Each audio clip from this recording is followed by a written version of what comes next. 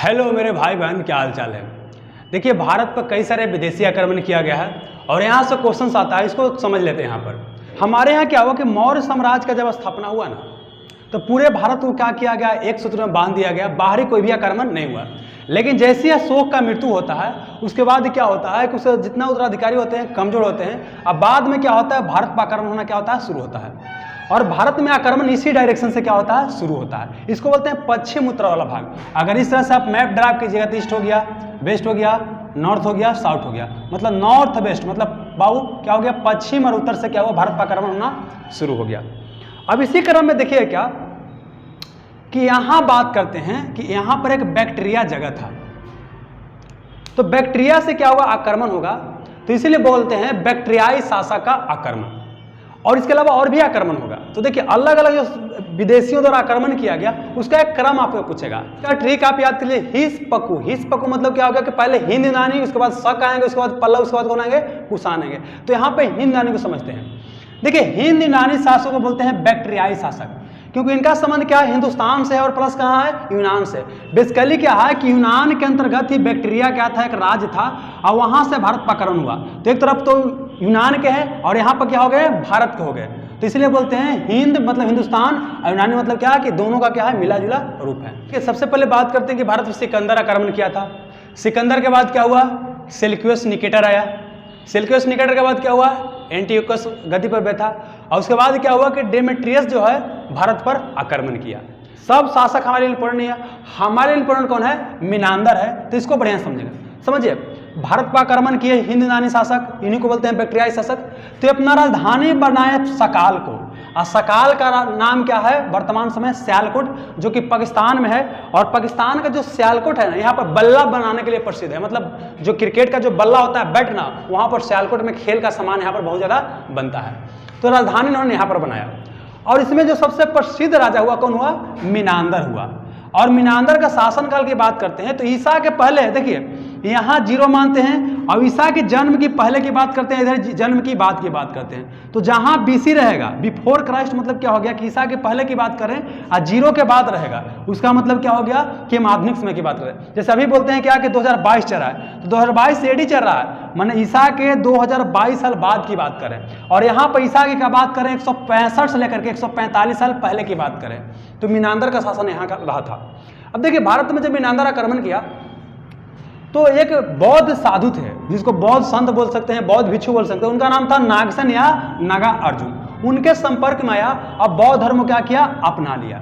लेकिन बौद्ध धर्म को अपनाने से पहले क्या है, मिनांदर नागसेन से बहुत सारा प्रश्न पूछा, धर्म से संबंधित जितना उसको मन में जिज्ञासा था ना, सबका प्रश्न पूछा। और सबका एकदम बिल्कुल शांतिपूर्वक और बेहतर तरीके से जवाब दिए नागसेन, जो कि बौद्ध भिक्षु थे या बौद्ध धर्म के बोल सकते हैं उपासक थे, जवाब दिया।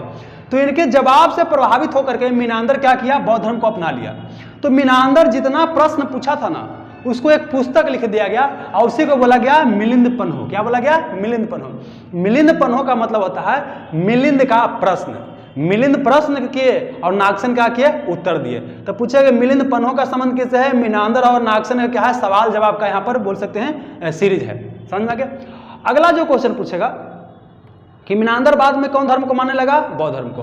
अब समझिए, हिंद यूनानी शासक से क्वेश्चन किया गया। भारत में सबसे पहले जो सोना का सिक्का शुरू किया गया है, हिंद यूनानी शासकों द्वारा ही किया गया है। भारत में सर्वप्रथम स्वर्ण सिक्के या सोना का सिक्का किनके द्वारा शुरू किया गया है, तो हिंद यूनानी शासकों द्वारा किया गया है। तो समझिएगा, सर्वप्रथम सोना का सिक्का इन्होंने शुरू किया। लेकिन सबसे ज्यादा पूछे कि सोना का सिक्का किसने शुरू किया है, तो गुप्त शासकों ने शुरू किया है। देखिए, गुप्त शासक ढेर सारा सोना का सिक्का जारी कर दिया, लेकिन वो शुद्ध उतना नहीं था। तो सबसे शुद्ध सोना का सिक्का कौन जारी किया, तो यहाँ पर जो कुषाण बताएंगे ना, कुषाण शासकों ने जारी किया। तो समझिए क्या बोले, भारत में सर्वप्रथम सोना का सिक्का जारी कौन किया, हिंद यूनानी शासकों ने जारी किया। और भारत में सर्वाधिक मात्रा में सोना का सिक्का कौन जारी किया, गुप्त शासकों ने जारी किया। लेकिन इनका सोना का सिक्का ज्यादा शुद्ध नहीं था। सबसे शुद्ध सोना का सिक्का कौन जारी किया, कुषाण शासकों ने जारी किया। तो इतना आप याद रख सकते हैं। आगे चलिए, अब क्या होता है कि भारत पर आक्रमण किया तो दोनों के बीच संपर्क बढ़ेगा। तो संपर्क हर एक फील्ड में देखने को मिलेगा। भारत के रहन सहन पर यहाँ का प्रभाव पड़ेगा। जैसे अगर आज इंडिया के आदमी क्या है कि अमेरिका में चल गया कमाने, तो वहां पर यहाँ का अपना कल्चर तो लेके जाबे ना करेगा, अब प्लस वहां का भी क्या होगा, कुछ कल्चर मिल जाएगा। तो इस तरह से यहाँ पर जब इंडिया में लोग आक्रमण किया, इंडिया के इस क्षेत्र में आए, तो इसी को बोलते हैं पश्चिम उत्तर क्षेत्र में आए। तो यहाँ एक कला शुरू की है जिसको बोलते हैं हेलेनिस्टिक आर्ट। क्या बोलते हैं? हेलेनिस्टिक आर्ट फॉर्म बोलते हैं। और भारत में इसको गंधार कला या गंधार शैली के नाम से जाना जाता है।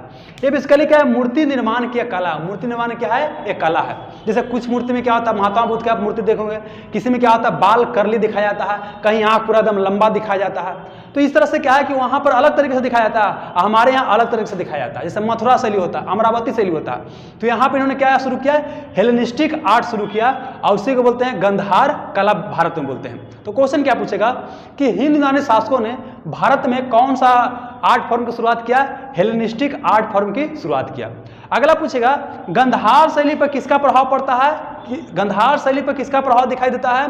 हेलेनिस्टिक आर्ट फॉर्म का। अगला क्वेश्चन पूछेगा गंधार शैली पर क्या विदेशी प्रभाव दिखाई देता है? जी हाँ दोस्त, क्या है? ये हिंद यूनान दूसरा जगह का है ना, तो वहां से आया है, इसको विकास में योगदान दिया है। तो गंधार शैली पर आपको दिखाई देगा कि विदेशी प्रभाव है, जबकि मथुरा शैली आपको बताएंगे तो मथुरा शैली पर देखिए क्या होता है, वो पूरा भारत का शैली है, उस पर विदेशी प्रभाव दिखाई आपको नहीं देता है।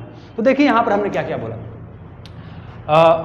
यहाँ पर हमने बोला कि जैसे हम क्या होता है, मौर्य साम्राज्य का पतन होता है, भारत पर क्या होता है, विदेशी आक्रमण शुरू हो जाता है। सबसे पहले हिंद यूनानी आक्रमण करते हैं, उसके बाद शक, उसके बाद पल्लव, उसके बाद कुषाण। यहाँ पर हमने देखा कि हिंद यूनानी ये क्या किए, भारत पर आक्रमण किए और सकाल सियालकोट को अपना राजधानी बनाया। सियालकोट वर्तमान में कहाँ पड़ता है? पाकिस्तान में पड़ता है। सबसे प्रसिद्ध शासक कौन हुआ? मीनांदर हुआ। और मीनांदर बाद में कौन धर्म को अपनाता है? बौद्ध धर्म को। और उससे पहले क्या करता है? नागसेन, जिसको नागार्जुन बोलते हैं, उससे बहुत सारा सवाल जवाब करता है, उसी को बोलते हैं मिलिंद बोलते हैं। भारत में सर्वप्रथम सोना का सिक्का कौन जारी किया? तो हिंद यूनानी शासकों ने जारी किया। सर्वाधिक सोना का सिक्का कौन जारी किया? गुप्त शासकों ने। सर्वाधिक शुद्ध सोना का सिक्का कौन जारी किया? कुषाण शासकों ने जारी किया। भारत में कौन सा कला फॉर्म को हिंद यूनानी चलाएं? तो हेलेनिस्टिक आर्ट। और भारत में क्या बोलते हैं इसको? गंधार शैली बोलते हैं। तो इतना याद रखिए, अगला लेसन आएगा उसमें क्या बताएंगे?